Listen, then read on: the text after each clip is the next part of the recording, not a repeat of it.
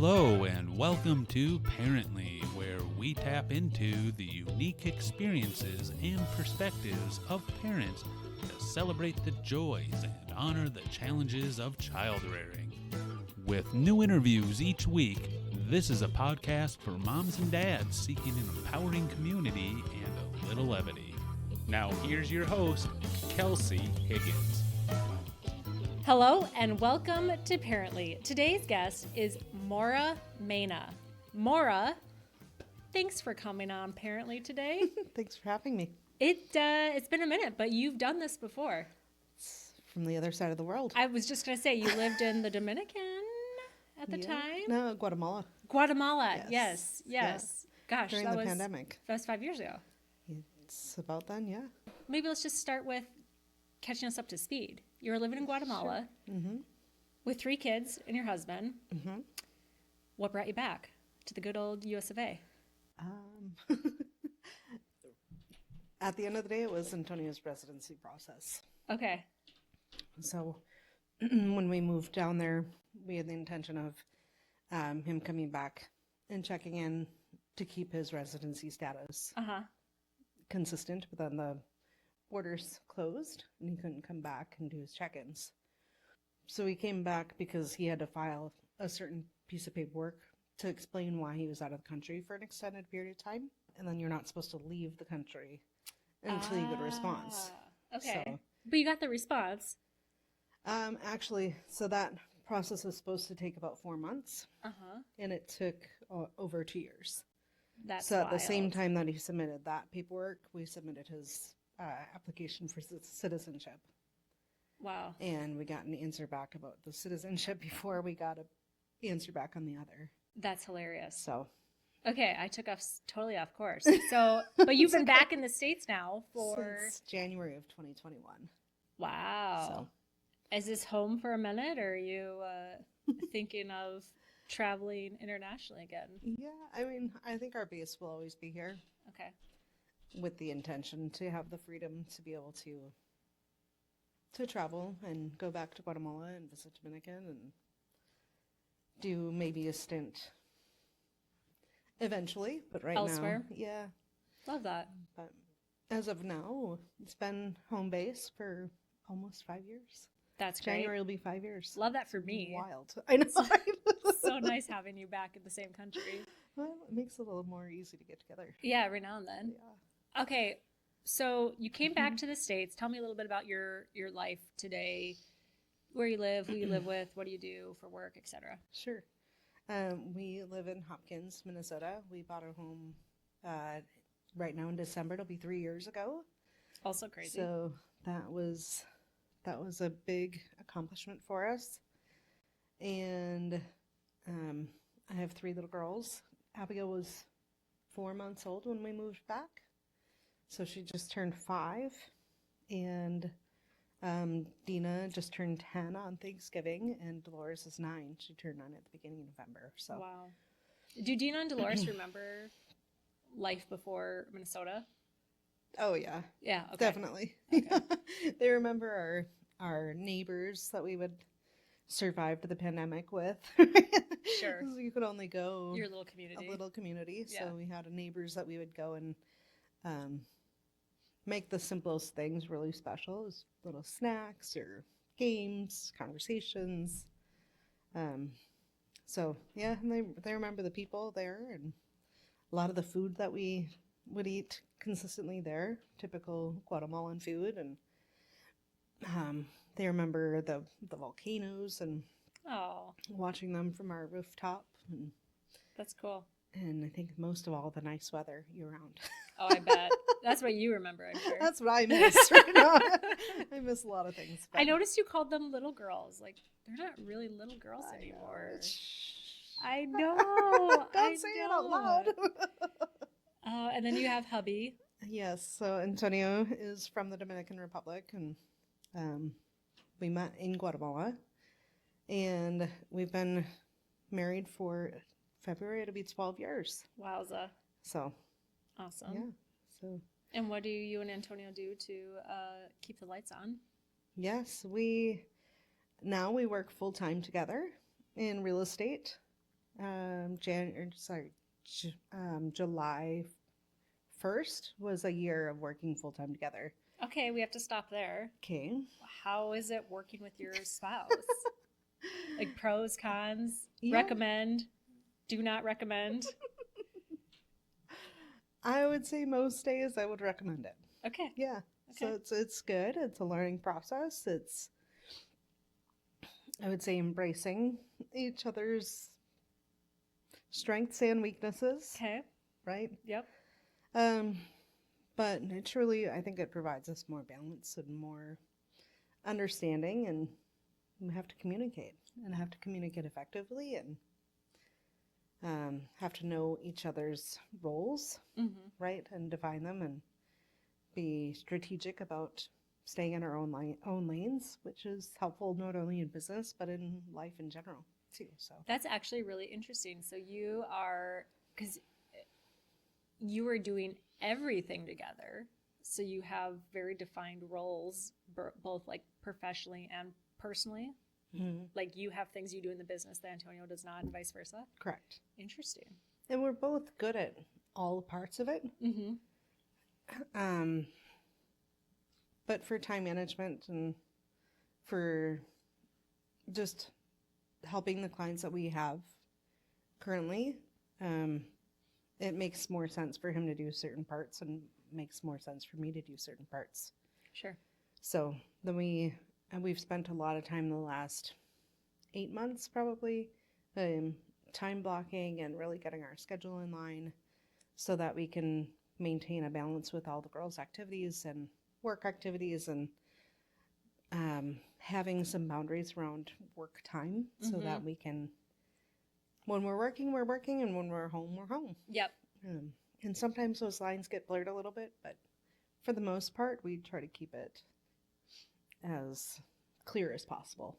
I wanted to get into the scheduling piece, but before we do that, I think there's another component, a big component added in here that plays a big role in the scheduling piece, and that is homeschool. So on top of working full time, you also homeschool all 3 of your children. Right. Very cool. Thanks. I think so too. First question, why did you decide to do that? I think if you'd have told me that I was going to homeschool my children, I would have told you were crazy. Yeah. I probably would have said that too. Like like 10 years ago, I would have been like, no, Maura wouldn't want to do that. No. But during COVID, we moved from, Dina was in kindergarten at the time, and she was in the school setting, in the international school where Antonio was teaching. So that's his degree, is in early childhood development and special needs education. And we switched to distance learning. So she was on a screen for 4 hours a day, trying to engage in the classroom from home. And then Dolores was in her pre-K program at the time. Sure. And Antonio was trying to teach his classroom, all 3 different parts of the house on 3 different screens. And it's like, this is nuts. Yeah. Yeah. And it wasn't it wasn't productive for her learning style. She ended the day super frustrated and maxed out on screens, and just, had a hard time paying attention. And I think it's at that time it wasn't the right thing for her to be on a screen for 4 hours consecutively, engaged in a classroom setting, and so that didn't work for her learning style. When we moved back to the U.S., we have a sweet woman in our life. Her name is Oma. She is like an adopted grandma, and she homeschooled her children. And the more we got to know her, the more she encouraged us to homeschool. And it's like, that's crazy. I can't do that. And she's like, I'll help you. I'll walk with you. I'll teach you. And so little by little, learned more. There's a really cool resource center in Elk River called Hepner's. Okay. And it's one of the only homeschool resource centers in the Midwest, actually. Okay. And so they go around to the different states around the Midwest. And we went to the center, and they basically like interviewed our kids and helped me to understand their learning styles, each one of them. Okay. And then pick out the curriculum accordingly. Oh. To their learning style. And that's what a resource center does. I mean, okay. It's great. Okay. Okay. So, for example, they told us at first to have Dina start in a cursive writing curriculum versus the printing, like just regular hand printing. Oh, why? Because she's so detail oriented that she would get more caught up on where a letter was supposed to start and end than to get her thought down on paper. Interesting. So having the cursive that one letter leads into the next, she would get her thoughts down on paper versus critiquing herself on the prettiness of the letter. Very interesting. So okay. It helped, I think, get her kind of just going. Yeah. For writing. Removed a barrier that I didn't even realize would have been there. Sure. I mean, I certainly would have thought that. Right. Would not have thought of that. Yeah. So, just little things like that. It's like, oh, that makes a lot of sense. And then once we started, it's like, we give it a shot. And then another thing that they encourage you to do is write out like your 10 things that you want your kids to get out of their learning experience. And the 10 priorities. And so then they'll I mean, they're very objective. And so they'll tell you, okay, homeschool makes sense for you, or a charter school makes sense for you, a private school makes sense for you, or a public school makes more sense for you, depending on the parents' priorities for what they want out of their kids' education. Okay. And Give me like an example priority. What was one that was high on the list for you and Antonio? Top of our list is that they have a love for learning. Yeah. Okay. And that they learn from all of life's experiences. Sure. Not just sitting in a classroom. Mm-hmm. Okay. So, and it would be interesting to pull that list back up. It would be interesting. You should see if you can find it. It's in my archives. I'll find it in my basement. Yeah. Box. Ooh, it sounds like a mission. Dun, dun, dun, dun,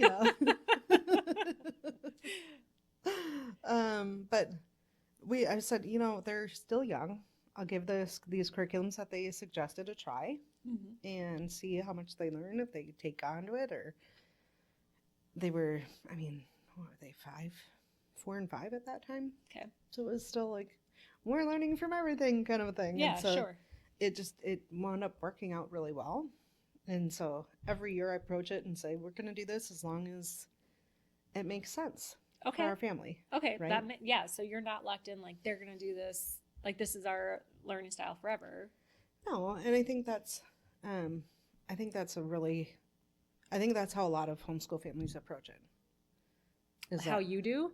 Or yeah, we're going to do what works for each child specifically, as long as it works. And if we need to make a change, we will. Sure. So like if you came to a point where you felt like one of them would do better in a classroom, like traditional school setting, that would be okay with you. You would send one of them. Right. Okay. Yeah. And we've come across families that have, this is what works for this kid. And they tried that for 2 years, and now they're asking to come back and do homeschooling, or then they want to go on to public school, or whatever it is. Like, yeah. And being able to check in and figure out what's right for that kid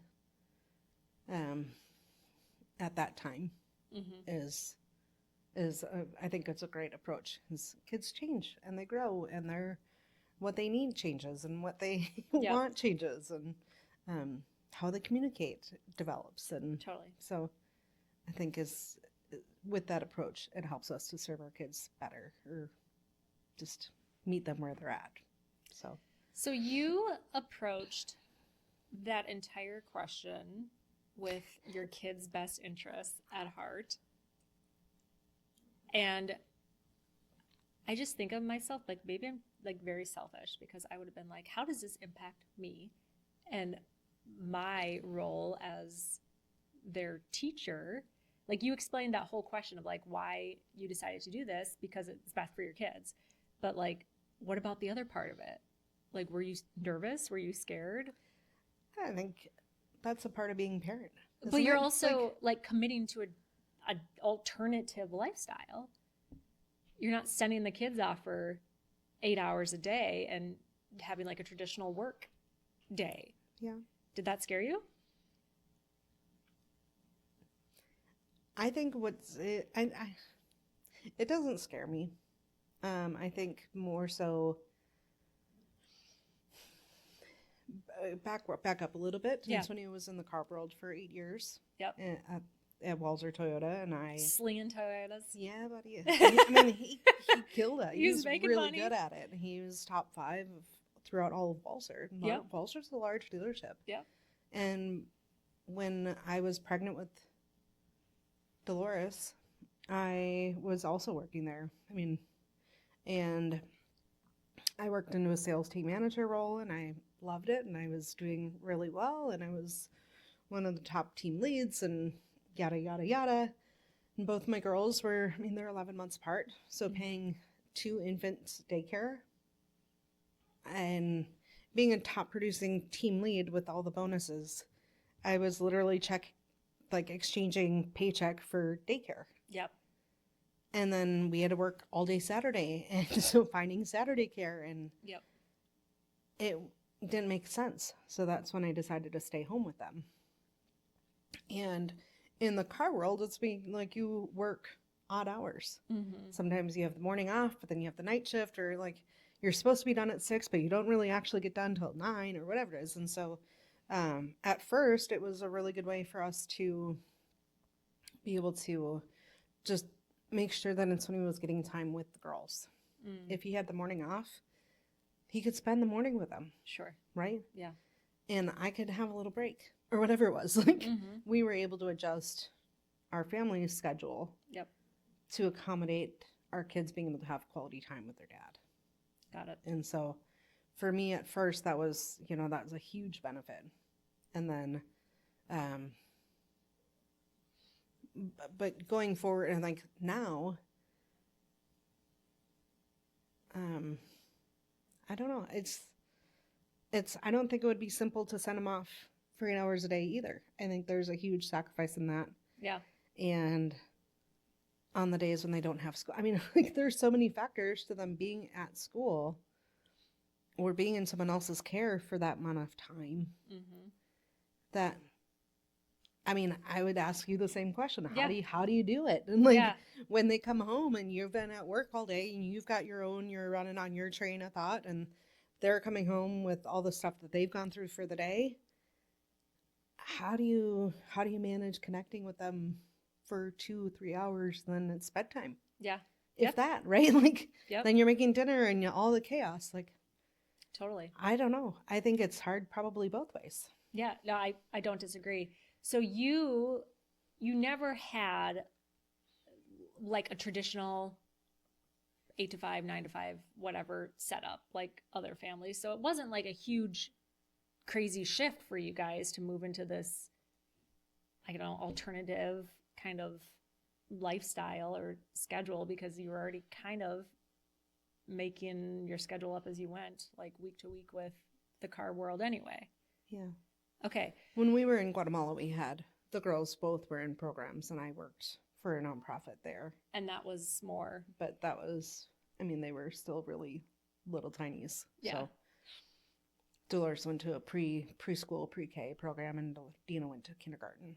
I have to imagine the childcare there was not as expensive. Is that a fair statement? That's a fair statement. Other countries may have figured out a couple of things better than us. Okay. Well, okay. Just life is more balanced, I would say. Yeah. I had in-home, I had a gal that would clean and cook and wash the laundry and hang it out on the line and clean our cloth diapers, and amazing. Had dinner ready by the time I got home for stupid cheap. I mean, not like cheap, but good working wage there, but absolutely unaffordable here. Of course. So it's just a different level of balance. Okay. It sounds like there was a lot of different factors then that kind of led you down this path where it just made the most sense for your family. Tell me a little bit about what your typical day looks like today, or like if it's easier to talk about a week. Just give me an example of like what it looks like working full time and homeschooling your kids. Yeah. So I don't know if it would be possible if Antonio and I didn't work together. Because on Mondays we've been very fortunate to find a co-op that the girls go to. Oh yeah, let's talk about that a little bit. So it's a classical conversations co-op. So that means that we all follow the same curriculum. And so on Mondays, there's a tutor that introduces the material for the week, basically, across each subject area. And there's it's set to different songs. And so it's 28 families this year that come together on Mondays. And there's multiple chapters around the country that follow the same curriculum. And so we go through math, geography, science, history, Latin, English, there's a couple more, timeline, anyway, the different subjects that we go through, and we learn that. And then Dina, now that she's in 4th grade, she goes through the more formal writing curriculum. Okay. And so it all builds on each other, and the things that they're memorizing will serve as they go through elementary or like a middle school age, and the curriculum for her gets a little bit more complex as she goes. Mm-hmm. And then 7th grade will start the next level of complicated, complex stuff. So, do you get, and not you personally, but does like the state, do you get any state or like Fed funding for a co-op like that? Or is that something you guys are all like contributing to as individual families to get that kind of support? So we pay a certain fee to participate. And then we pay for our own curriculum. And then we supplement with math curriculum, and our reading stuff at home. But typically, so there's a portion that you can claim on your taxes. Okay. For different activities or clubs, as long as it's not sports related. But there's certain things that you can write off basically on your taxes. Okay. So I just keep track of it all, and we could present it if we ever needed to. But that plays a large role into the structure of our week. Mm-hmm. So Mondays I go to their co-op, and it's not like you just go drop them off, you go with them, and it's almost more for me to learn about what's coming up. Yeah. And how to present it. And it's been a minute since you've probably talked about or thought about these things. I think they're learning things that I never learned when I was in school. Really? I have no recollection of it. Yeah, I mean, I feel like I just don't. I have a bad memory. But. There's no, I mean, well, that's a whole nother rabbit hole that I won't go down right now. Ooh, juicy. Okay, maybe later. No, but it's just, it provides a good base of curriculum, of material. And when the girls find something that is like whatever sticks that week for them, we can delve more into that throughout the rest of the week. Okay. So we have certain memory work, and then Dolores loves history. Like absolutely does. Like will devour any book about history that I bring home. Like I can't keep books at home that they just don't just devour. That's awesome. So typically she loves to like dive more into what was going on during that time period and who is this person and learn more about their story. And so Mondays we go to co-op all day, and then Antonio, then he has certain tasks that he gets to do. Gets to do. He goes to the training and makes all his follow-up phone calls from any showings or anything that we've had through the week. And like professionally, he's got his task list. Okay. Right. So he knocks a lot of our stuff out on Mondays. And then I go to the gym on Monday nights and do some self-care. And then I also do follow-up on my emails and that kind of stuff. Then Tuesday mornings are for review. There's certain pieces of review we do and expand on certain things. And then Dina goes through more of her writing and grammar curriculum on Tuesdays. She's writing a paper every week also. So we work on the keyword outline and getting her rough draft done so that we can incrementally get her paper done through the week. Sure. So typically plan like 25 minutes. If I can have 25 minutes of just time with her, we can get through a lot of it. And then we'll go through review with the other girls on the other topics that we have. And then I actually just found a sitter who is another family that is going through the same co-op. And she is coming on Tuesdays, and she's going to help do some of the review with them. Oh, nice. So it's awesome part of our community that she's been through this. And yeah, she's like 13, but she's more mature than me. Like, I mean, we had an 18-year-old sitter last year, and it's just wild. It's the difference. There's this very mature young lady, and she comes and she supports us so that I can run to the office on Tuesday mornings for meetings now. And so those are the things that they're supposed to do on Tuesday mornings. And if we get it all done, then when Abigail has dance class on Tuesdays, if they don't get their work done, then we have to do more work during Abigail's dance class. So there's certain points in the day that if they have their work done, then we can do something, play a game, we can maybe have some screen time or different things. But if they don't have their things done at different check-in points throughout the day, then it's like, okay, we gotta sit down for a half hour and chip away at this. And so I try to lay it out as much as possible for them, and they have their binders and of what they're supposed to do each day. And Wednesdays is review in a different way and expanded on different themes through that day. Thursdays are a full day of 2 different dance classes and a couple of other activities. So like Thursday late afternoon turns into our schoolwork time. Okay. And Friday mornings they have a gym class that we go to, which is great for community, and so it has a lot of overlap with some of the other groups that we're part of too. So, and then Fridays like finish up the schoolwork if you didn't get it all done through the week. We have math, our other math curriculum that we have throughout the week too. So just try to keep it all going, but they also know what they're supposed to do, and they can bring it with them anywhere that we are. So sounds like the co-op is a big support piece in all of this.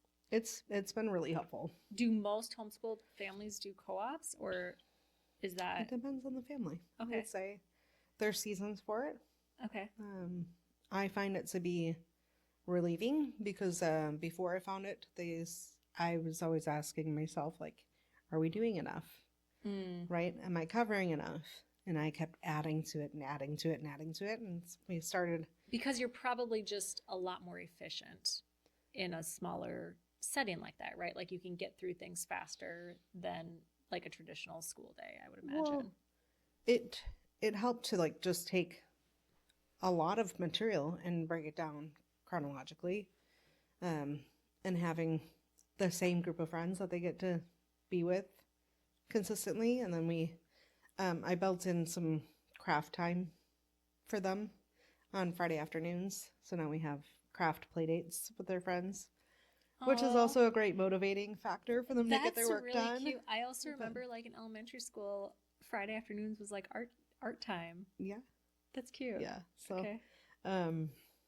So we get to invite our community over or engage with them in different ways that is really enriching also.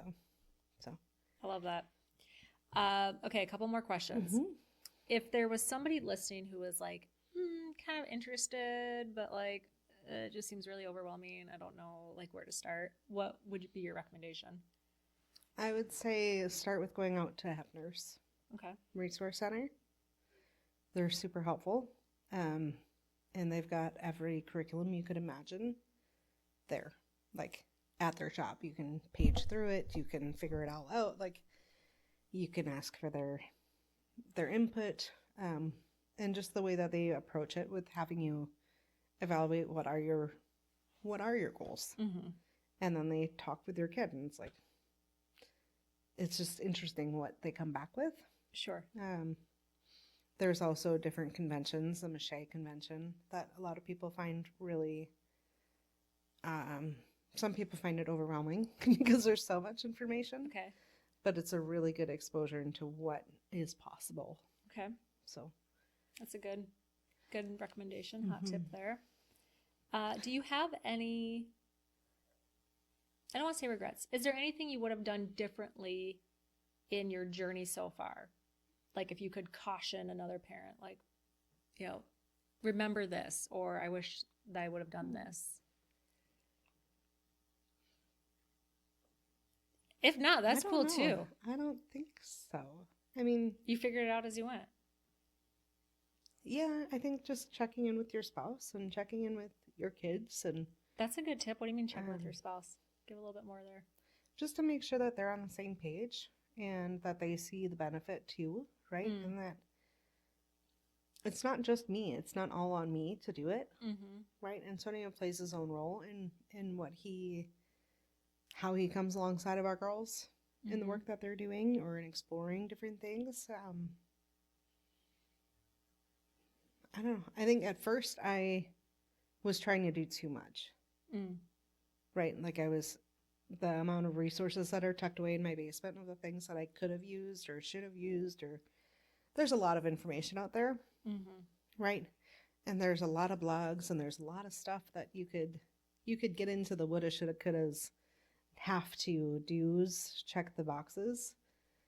And it's not nearly as complicated as you would imagine it to be.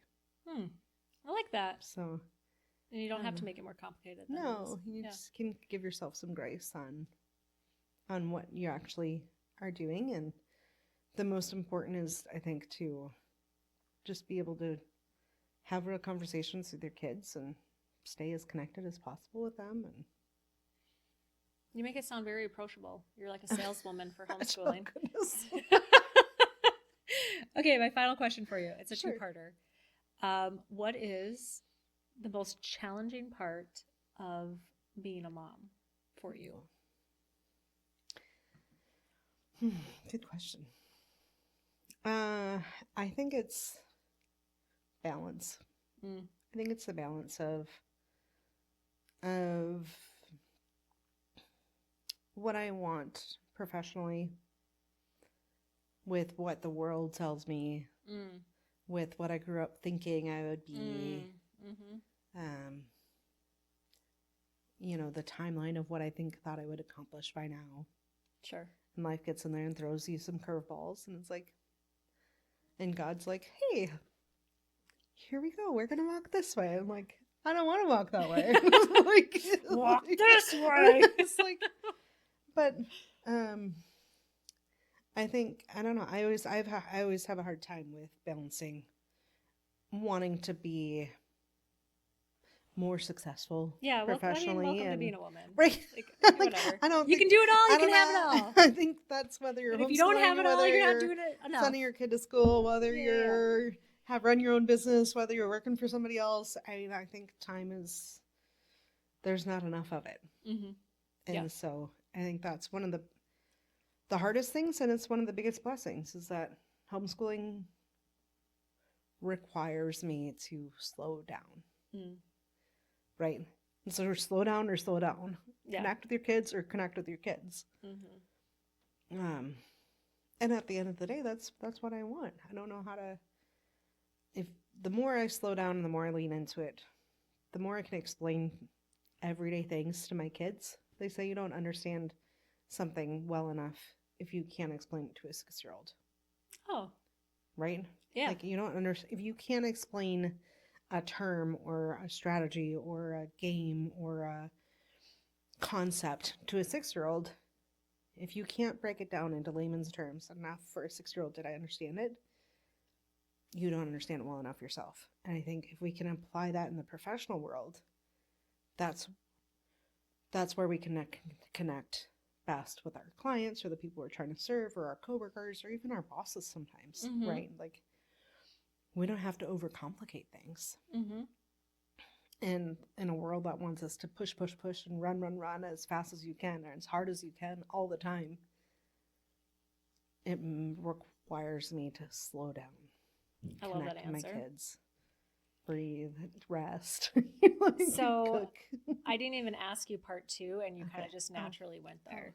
Sorry. No, you're very, I mean, you're just, I feel like you're very positive focused, because I asked what the biggest challenge was, and then you ended with, like, I think the answer to what your favorite part of being a mom is. I think that's what you were explaining. Yeah. Anything to add to that? Yeah, I mean, I adore my kids. I know any mom would say that, right? Like, yeah.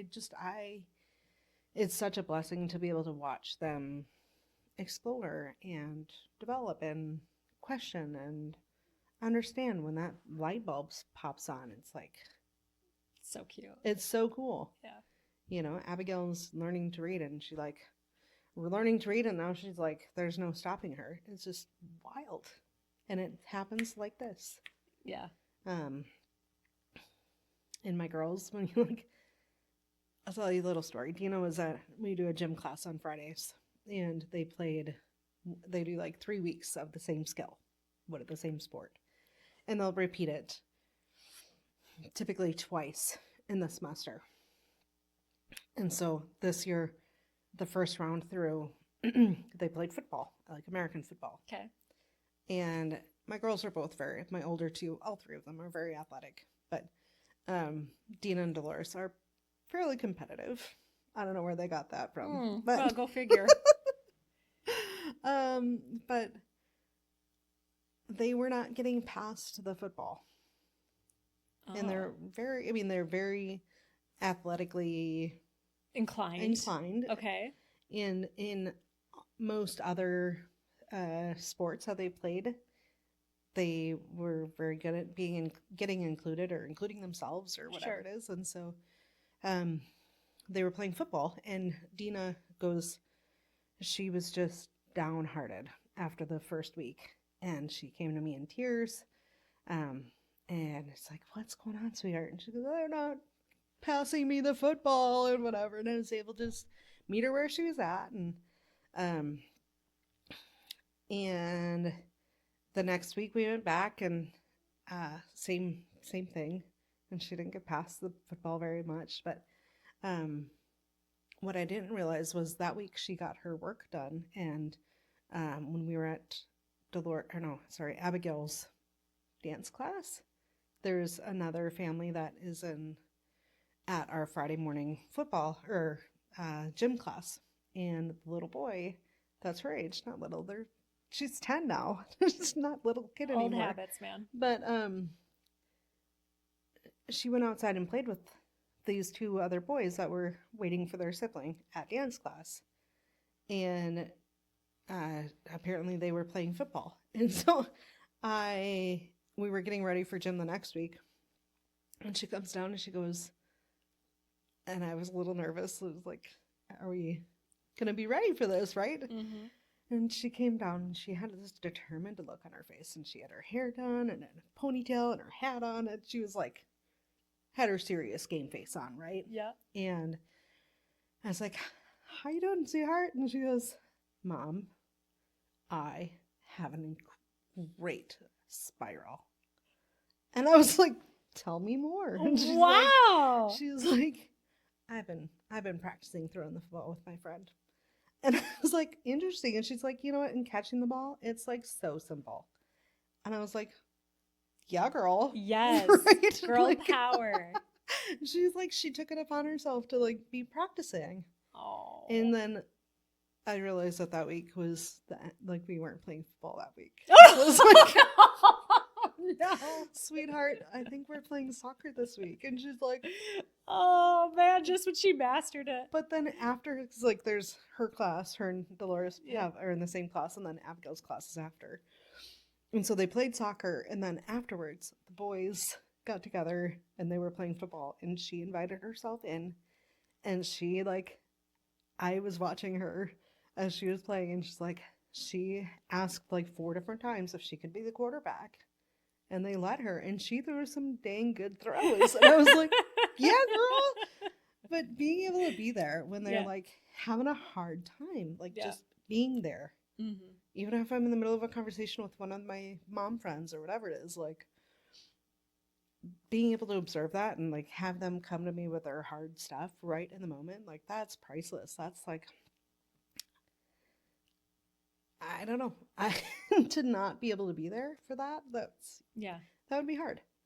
So, I think that's like, that makes me feel like super mom in those moments. But I love that. And those little moments now, oh my gosh, when you're 14 and you're having a hard day, and your instinct is to come to me, and I'm there, you know, that's like that's the goal. That's the goal, right? Yeah, Like, yeah. to be there and be slowed down enough that I'm available and tuned in, I guess. Love that. So hopefully, great answer. Yeah, fun thanks. Story. Yeah. Very colorful story. I love it. It's mind blowing what comes up, or like what throws them off, and it's like, wait a minute, I don't have to fix anything. It's fascinating to see what they come up with. Totally. You've been a wonderful guest. Oh, thanks. We've gone much longer than I intended. Oh, jeez. Sorry. Sorry. You said it was going to go fast. I did tell you the time will go fast. Thank you for joining today and sharing your experience and some of your fun stories and memories. Yeah, thank you. And thank you to all the listeners for joining as well. I invite you to tune in again next week for another insightful conversation. And if you haven't already done so, please be